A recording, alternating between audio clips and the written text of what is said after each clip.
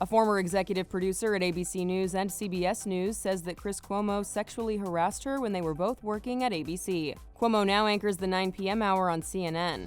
In a column for the New York Times, the former executive producer, named Shelley Ross, says Cuomo engaged in the inappropriate behavior at a 2005 work party in front of their ABC colleagues and Ross's husband. She writes, "When Mr. Cuomo entered the Upper West Side bar, he walked toward me and greeted me with a strong bear hug while lowering one hand to firmly grab and squeeze the cheek of my buttock.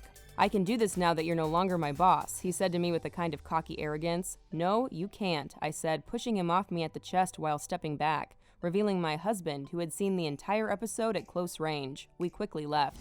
Cuomo sent an apology email a short time later with the subject line, quote, "Now that I think of it, I am ashamed," in which he apologized first to Ross's husband before adding, quote, "And I apologize to you as well for even putting you in such a position." Ross added that she never thought that Mr. Cuomo's behavior was sexual in nature. Whether he understood it at the time or not, his form of sexual harassment was a hostile act meant to diminish and belittle his female former boss in front of the staff.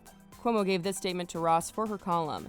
As Shelley acknowledges, our interaction was not sexual in nature. It happened 16 years ago in a public setting when she was a top executive at ABC. I apologized to her then, and I meant it. The column comes in the wake of the CNN anchor playing an active role in defending his older brother, former New York Governor Andrew Cuomo, from claims of sexual harassment. In her Times column, Ross writes, "I have no grudge against Mr. Cuomo. I'm not looking for him to lose his job." She goes on to say, "I'm not asking for Mr. Cuomo to become the next casualty in this continuing terrible story. I hope he stays at CNN forever if he chooses. I would, however, like to see him journalistically repent, agree on air to study the impact of sexism, harassment, and gender bias in the workplace, including his own, and then report on it." For more on this story, go to THR.com. For The Hollywood Reporter News, I'm Tiffany Taylor.